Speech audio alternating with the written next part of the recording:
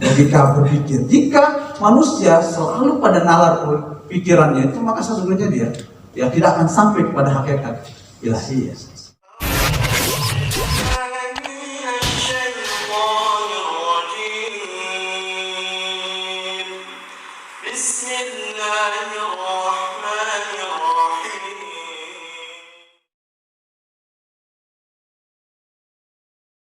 Logika berpikir. Jika manusia selalu pada nalar pikirannya itu, maka sesungguhnya dia tidak akan sampai pada hakikat ilahiyah. Kemudian di dalam Quran pun sendiri, logika berpikir itu nomor 3, Ustaz. Nomor 3 logika berpikir itu. Surah Al-Asr misalnya, wal asri innal insana lafi khusrin. Demi masa, demi waktu, demi umur, demi situasi kondisi, itu asal pun universal sekali maknanya. Sesungguhnya seluruh dimensi manusia, al-insan, kalau bahasa Indonesia Murtan itu alif lam itu lil istighraq, mencakup semua jenis manusia, mau tua mau muda, mau top maupun apa saja. Top itu apa saja, tua mau peot, top juga namanya itu. Semua namanya al-insan. Lafi khusrin, dia berada dalam kegagalan total. Udah khusrin nakiro, lafi lagi. Ada taukid lagi di sini. Kegagalan total bahasa terjemahannya.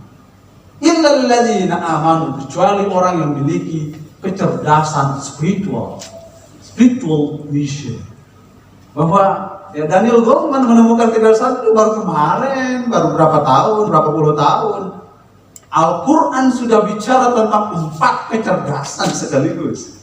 Al-Quran 4.440 abad yang lalu, Islam, Al-Quran sudah bicara tentang 4 konsep kecerdasan.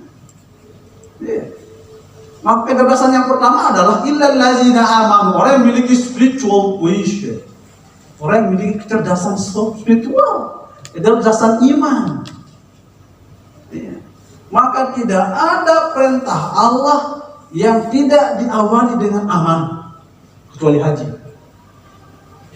Zakat aman, puasa apalagi aman.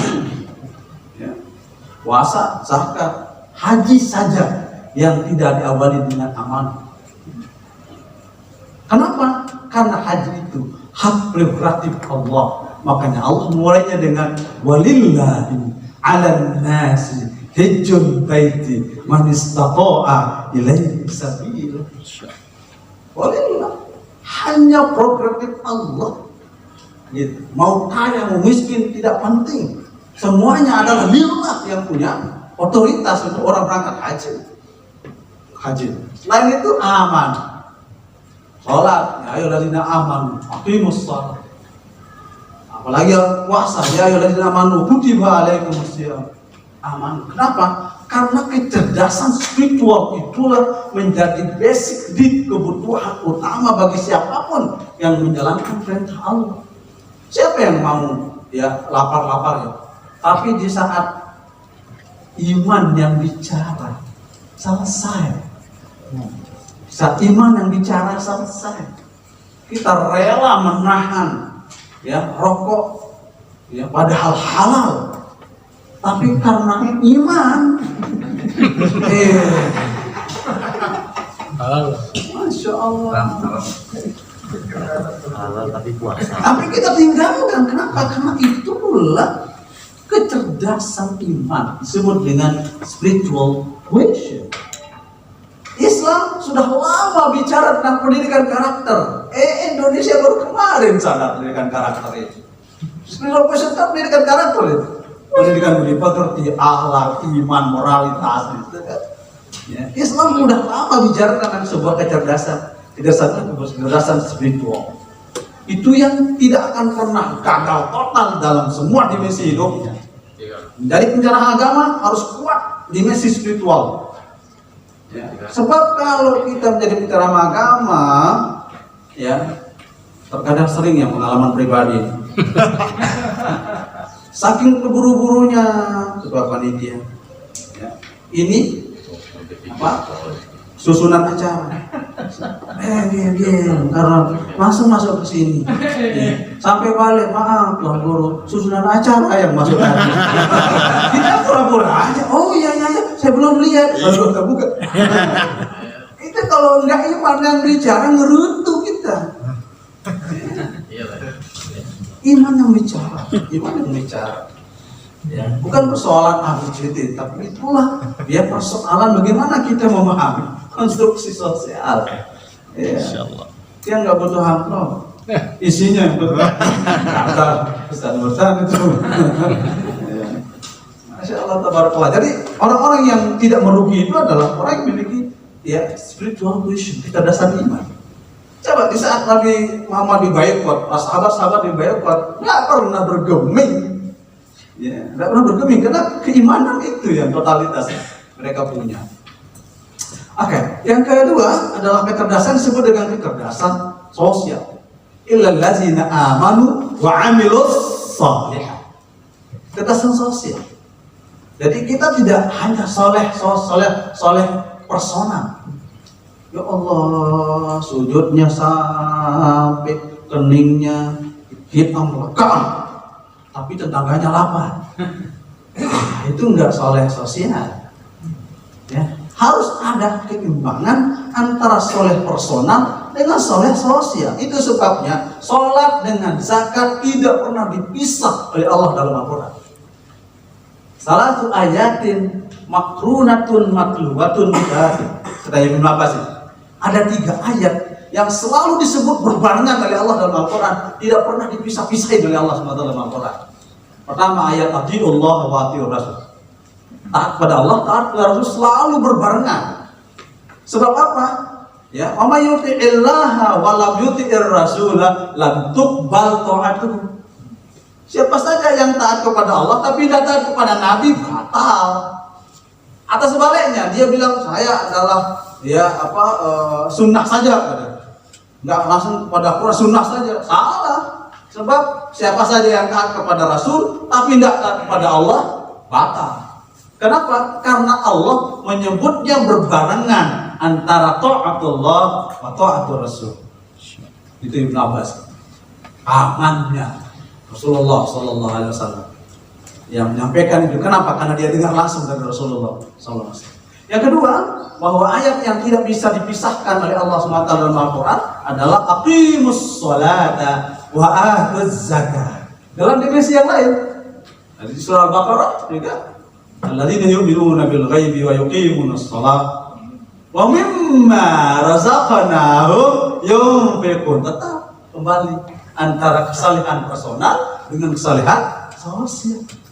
Ini sebabnya Sayyidina Abu Bakar tegas, orang yang mani'uz zakat, orang yang tidak mau mengeluarkan zakat pada era Sayyidina Abu Bakar, bahkan ana qatiluhum, saya akan perangi orang yang tidak mau mengeluarkan zakat.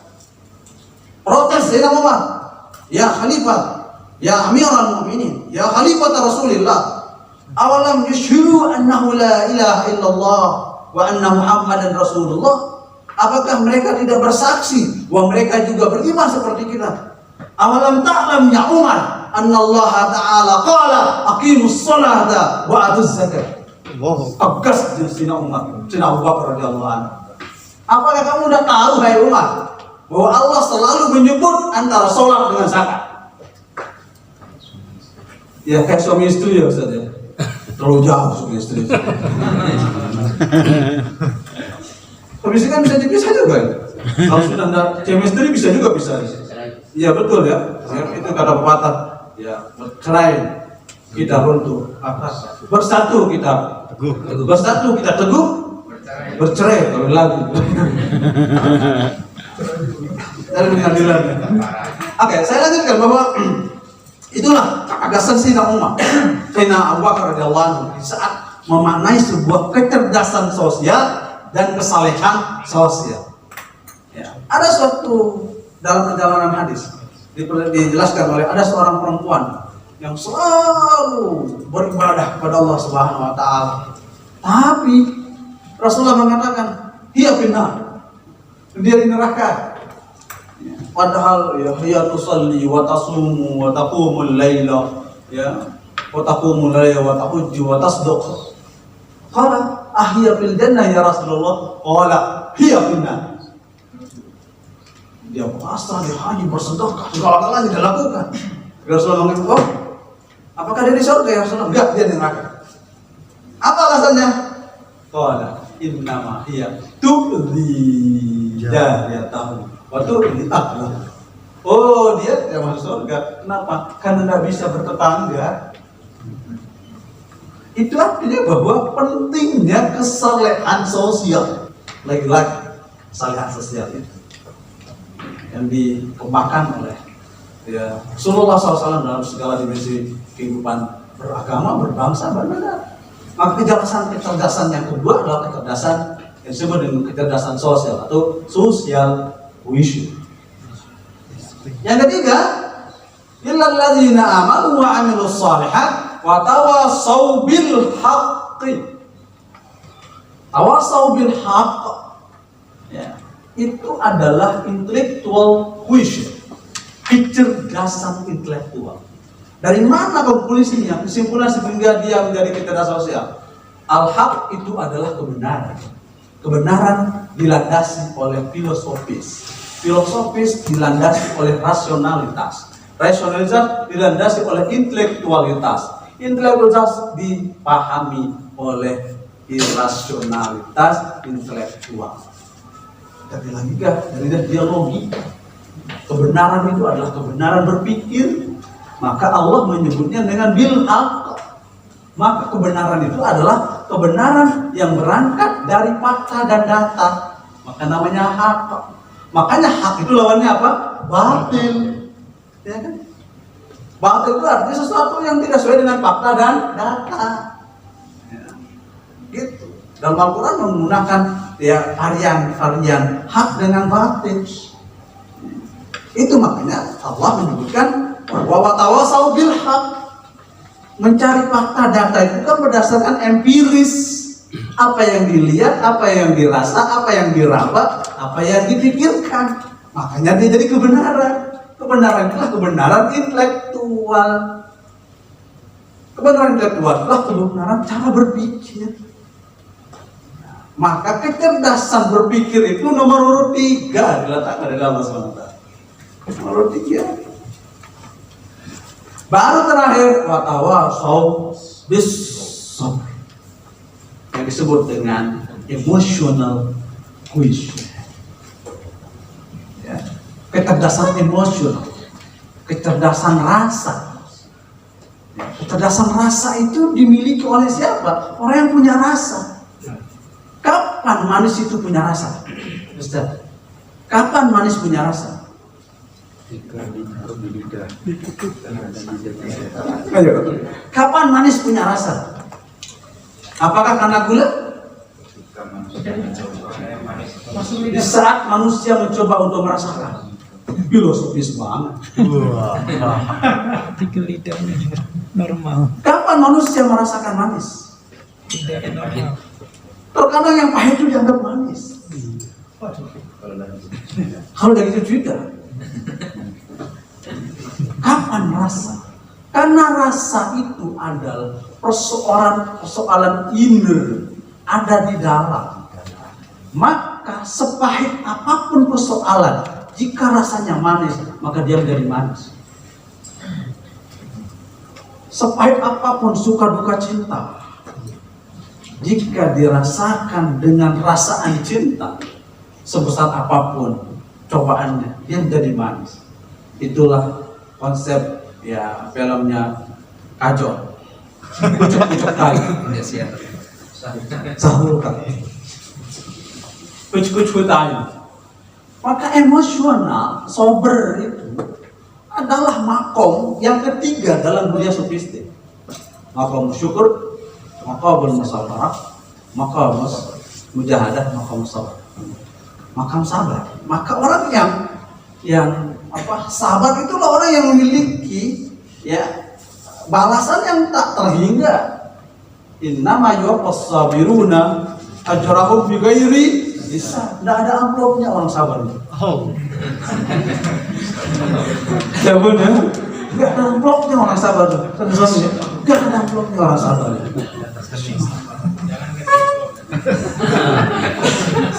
Kenapa? Karena memang rasa Transfer aja. tak bisa dibayar dengan amplop sekalipun. Rasa sabar mendengarkan itu luar biasa. Itu kecerdasan emosional.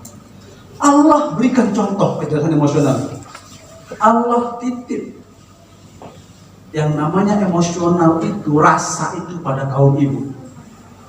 Allah titip rasa emosional itu pada ibu, kaum perempuan. Allah titip satu sifat Allah pada perempuan, sifat rahim. Kau cari di laki-laki gak ada sifat rahim itu, yang ada hanya Abdul Rahim saja. Tapi yang sifat rahim Allah lekatkan pada jasad perempuan yang disebut dengan rahim. Rahim itu adalah tempat sembayangnya janin. Bahasa Arabnya juga rahim, bahasa Indonesia juga rahim. Sifat Allah titip itu. Laula rahimullahi 'alal mar'ah lama wulidan nas, lama wujidan nas. Kalau seandainya Allah tidak titip sifat rahimnya di perut perempuan, maka manusia mungkin tidak ada. Siapa yang mau muntah? Gitu. 3 bulan pertama, lucu caranya ngidam. Ada keluarga saya tuh beda, tidak bisa tidur kalau tidak pakai helm. Lucu sekali kan bawaan ngidamnya itu. Ini masih mendingan helm banyak. Ini sepupu saya itu. Ya, dia minta sama suaminya, Kak, carikan saya orang yang punya kepala, yang punya rambut, orang buta. Harus dia usap dulu kepalanya yang buta itu, baru bisa tidur. Kakaknya, suaminya nyari kemana-mana orang buta itu, yang habis kepalanya gondol itu. Setelah dia pegang kepalanya, baru bisa tidur. Allah titip sifat rahim itu pada perempuan, tidak pada laki-laki. Itu contoh kecerdasan emosional. Bagaimana? Ya, Allah berikan gambaran rahimnya Allah SWT kepada hambanya itu di konsep ibu saja. Ya, betul kata pepatah, kasih ibu sepanjang jalan, kasih bapak jalan-jalan. Kasih ibu sepanjang jalan, kasih bapak jalan-jalan. Itu sebab laki-laki diberikan apa? Potensi 4 oleh Allah itu. Iya. Potensi 4. Kenapa? Memang begitu bedanya Allah. Itu cara Allah mengaturnya. Mabun. Ini kita bicara teologis Quran. Ini bukan soal like dislike. Kenapa? Memang itu cara Allah. Cara Allah. Bagaimana logikanya begini? Bahwa ya, kalau anak kita menangis, siapa yang pertama kali bangun? Ibu. Benar. Kalau anak mau cebok siapa yang paling gemuk melakukan itu? Ibu. Bapak. Antum Ustaz, berapa lama paling gendong anak? Sebentar. Coba. Kita kaum laki-laki ini nggak pernah kuat gendong anak. Nggak pernah kuat gendong anak. Kenapa? Karena kita menggendong tidak dengan rasa. Kalau ibu itu menggendong dengan rasa, maka dia tidak akan pernah merasa berat. Karena dia merasakan. Ya, kalau kita laki-laki paling jam itu paling lama sudah, apalagi anaknya rewel, anak lagi punya anak ibu, masya Allah. Itu ayah yang jahat itu. Paling tidak ada rasa itu, Ustaz. Pasti itu. Rasa jenuh itu coba, buktinya saja. Kalau ibu pergi ke pasar, kita ditinggal oleh ibu di rumah, berdua sama anak ayu, sejam aja kayak setahun. Kayak setahun rasanya itu. Kenapa? Karena kita tidak rasa. Kita tidak berangkat dari rasa. Yang ada hanya rusuh. Rusuh aja, merusak lagi. Jadi itulah konsep rasa sober itu. Allah titip itu. Sifat sober, sifat rahman itu pada perempuan. Emangnya kenapa? Kalau ditanya mana lebih cinta suami atau anaknya, pasti istri paling pilih anak. Ya, pasti istri pilih anak. Kenapa? Karena memang itu cara Allah. Kalau kita makan, belum tentu kita ingat anak. Betul saya. Belum tentu kita ingat. Kalau saya tetap ingat. Pas lagi ingat, pas lupa nggak pernah ingat. Tapi kalau itu makan sesuatu aja pasti ingat anak. Pasti. Tak bisa dia itu nalogis. Itu makan, lihat anaknya mondok, anaknya di mana. Saya aja, masya Allah. Waktu saya kuliah di Amerika, di Kanada itu, ditelepon saya sama ibu. Ada yang dimakan di sana. Ditanya apa yang saya makan. Padahal saya kesana itu biaya negara. Itulah kasih ibu. Saya kuliah ke situ itu biaya negara. Dikasih saya $10 per bulan. Ditanya sama ibu saya, ada yang dimakan sama? Kasih saya soal ibu. Emangnya kenapa begitu? Karena begini cara Allah. Oh, gimana logikanya? Oh, begini. Allah SWT menciptakan manusia itu dalam dimensi yang berbeda. Kalau maninya laki-laki, yakhruju min bainis sulbi wal tara'ib. Yakhruju min bainis sulbi. Kalau sperma, mani, air mani laki-laki itu bainas sulb di sini. Coba hitung berapa ya hasta, berapa jengkal dari hatinya. 1, 2, 3. 3 jengkal mani dengan hati. Makanya Allah desain ya laki-laki itu dengan sebutan ar-rijal. Rijal itu artinya kaki. Fungsi kaki itu keluar rumah mencari rezeki. Begitu dapat rezeki balik lagi. Jangan kayak Bang Tayyib, tinggal lebaran nggak pulang-pulang. Iya. Makanya Allah sebut dia dengan ar-rijal. Kenapa rijal? Karena ada korelasi antara hubungan batin dengan pekerjaan. Kalau seandainya Allah samakan volume cintanya bapak dengan ibunya saling peluk saja dulu. Tidak ada cari nafkah. Maka Allah kurangi volume cintanya kepada anak. Tapi kalau perempuan, kalau ibu, tara'ib. Maaf, bau udara sama masjid saya kira.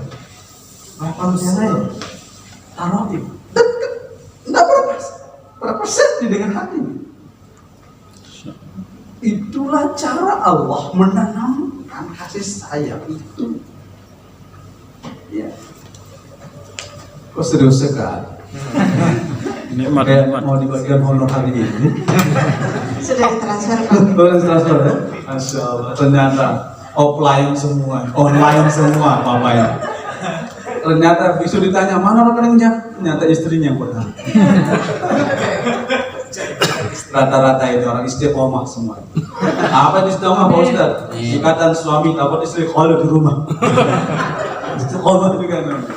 Oke, jadi itu gambaran bagaimana Allah memberikan sebuah emotional quotient, kecerdasan emosi.